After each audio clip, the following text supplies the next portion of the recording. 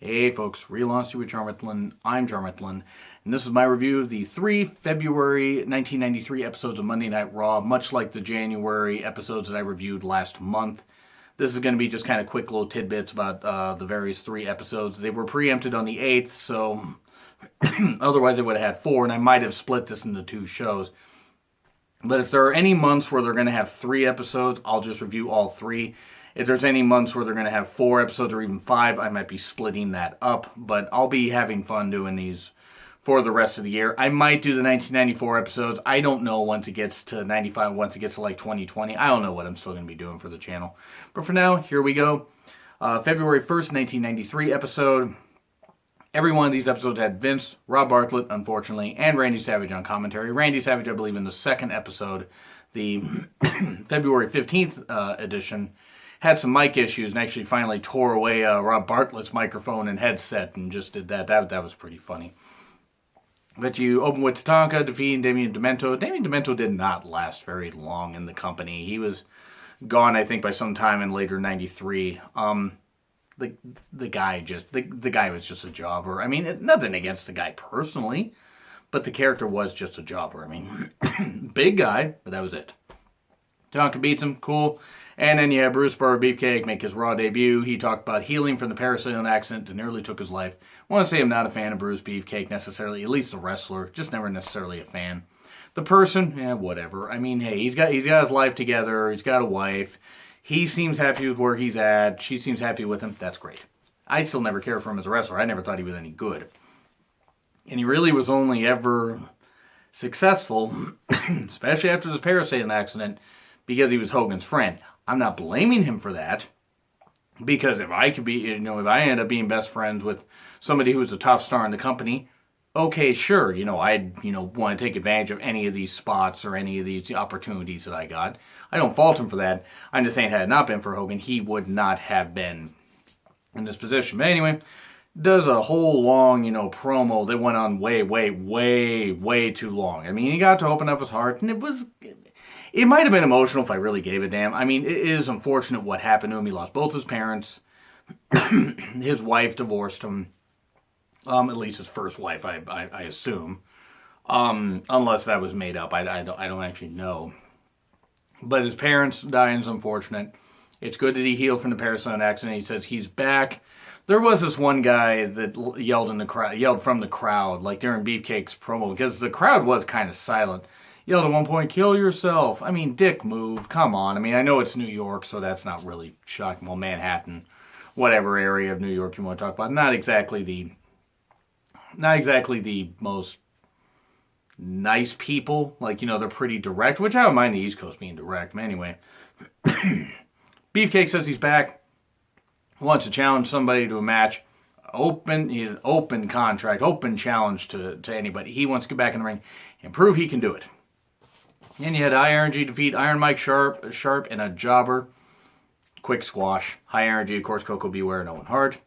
Doink versus Typhoon. It was also quick. Typhoon used some strength, but Typhoon ended up getting beat by Doink when he held the tights. A 10-bell salute to Andre the Giant, one of the greatest of all time, probably the greatest big man of all time. The original Giant. Or at least the most famous of the original Giants, even though there were other big men or tall guys. Andre the Giant just literally stood head and shoulders above everybody else, and had a giant heart that unfortunately was part of what did him in. But let's move on from that. Andre the Giant, was a nice little series of stills and everything from his career and his time on the Princess Bride set. Very cool, certainly moving. Unfortunate that Andre the Giant passed away as young as he was. He did at least get to live into his mid-40s. I mean, for a guy with his condition, a lot of them did make it out of their 30s. A lot of them didn't make it out of their 20s. I know Andre was in pain, and at least he was able to rest, and his legacy lives on. Then he had another match, a jobber versus Yokozuna. Squash, duh.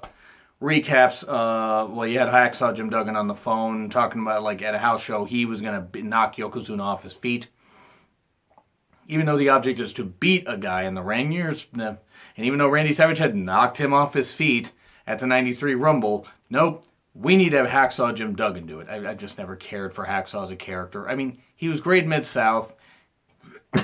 cartoon character in WWE and WCW. But hey, earn him a lot of money, earn him a lot of press, and earn him a lot of buzz. That's great. Can't fault the guy for that. Money Inc. interview. They decided to challenge Beefcake, Jimmy Hart, in the midst of a bit of a face turn. Why are we doing this? One of you guys could get hurt. We don't need to worry about Beefcake. We need to worry about defending our tag team championships. And then Lex Luger defeated Jason Knight, quick squash. And before that, Mr. Perfect throws a football to himself.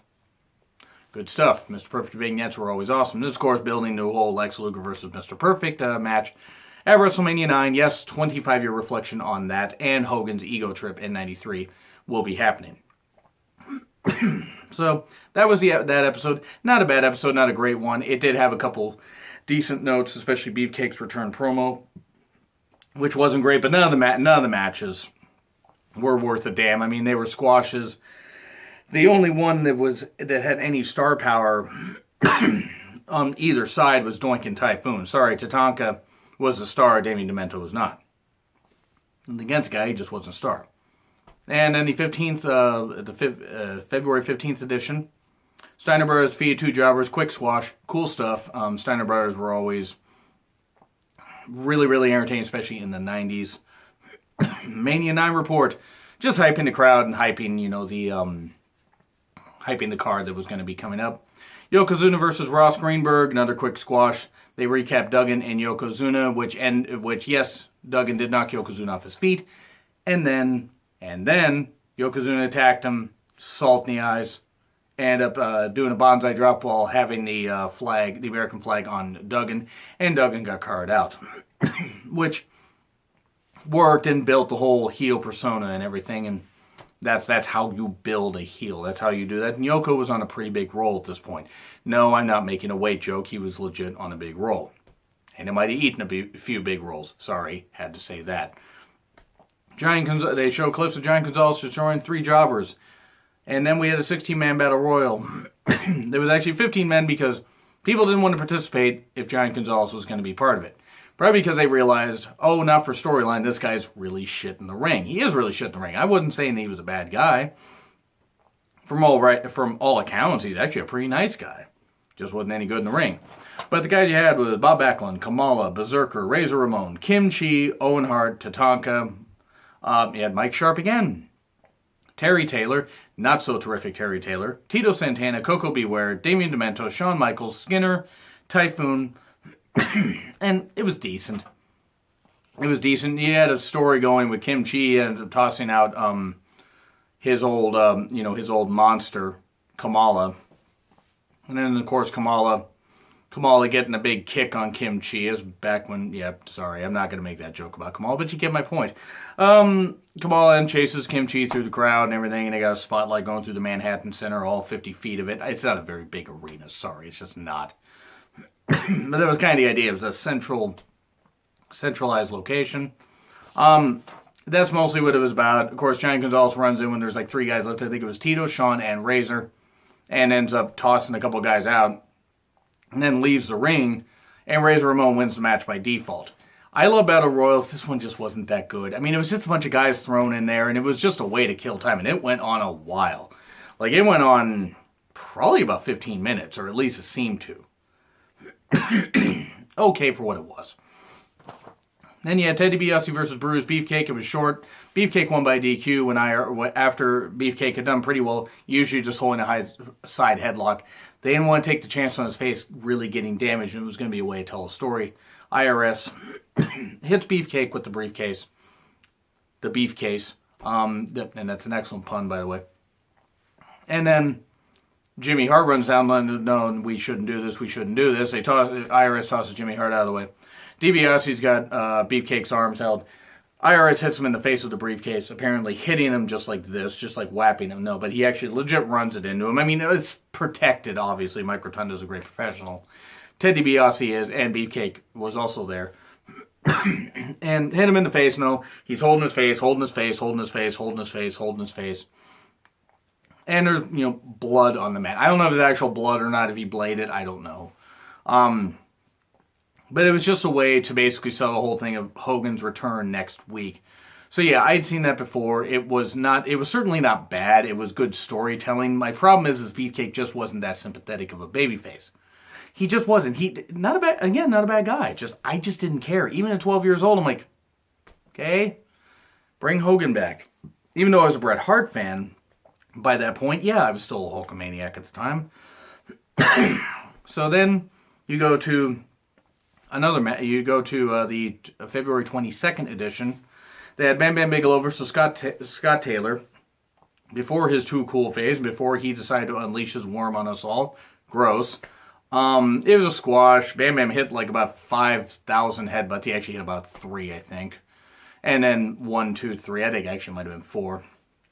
Taylor did fine. I mean, it was nice to see like him at this point in his career, knowing where he would end up and how over he would be for a few years. And then Hogan interview backstage. It was like it was in a studio to record earlier in the week.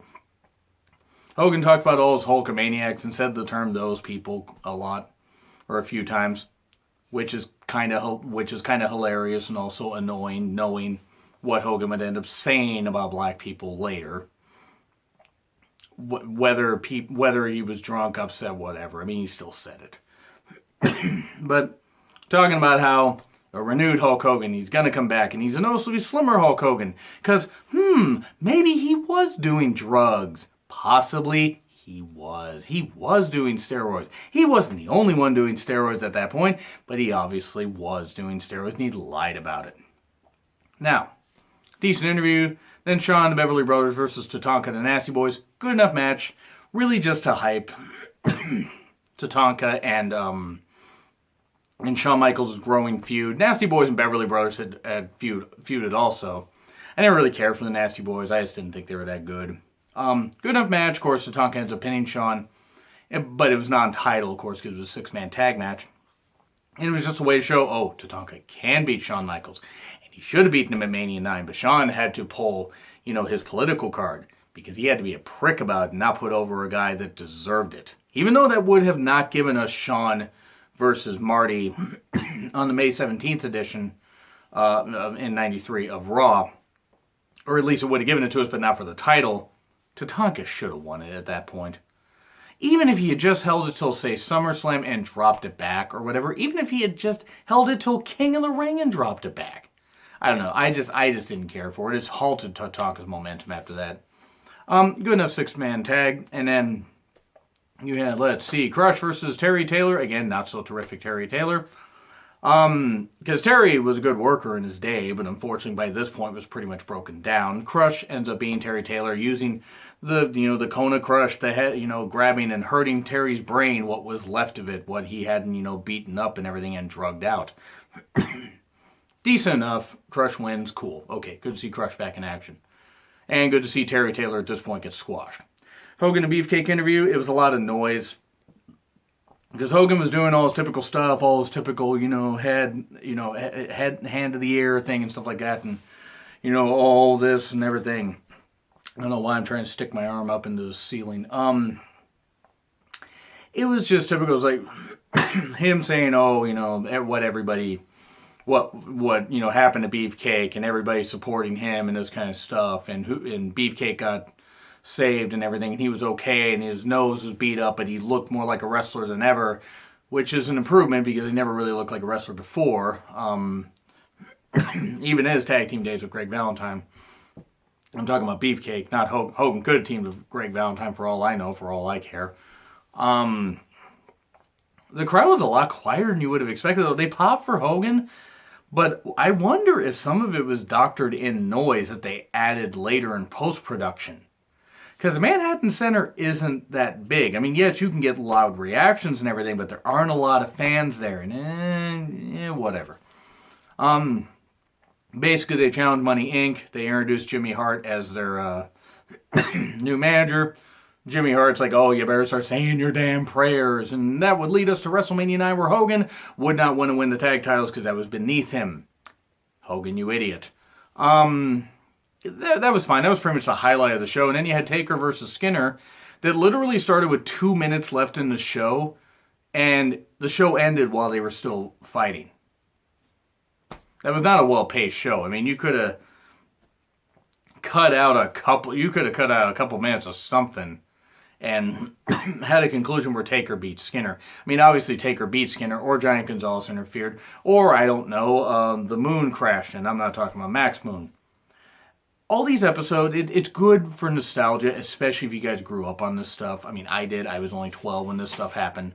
So yeah, it was nice. Nice time capsule. I'm not saying I'm going to go back and watch these again necessarily. But it was nice to have a little recap, you know, and a little flashback to him. Anyway, that's what I got to say. Do you agree? Do you disagree with what I said? Do you want to see more reflection shows that I'm doing? I'm going to do some anyway, but what are some reflection shows you want to see me do that coincide with a number like on 5, 10, 15, 20, 25, 30, 35, whatever, for this year? Let me know in the comments. Like, share, subscribe. Also, it's been Real Honesty with John Rittland. I'm John Rittland, and I will see you soon.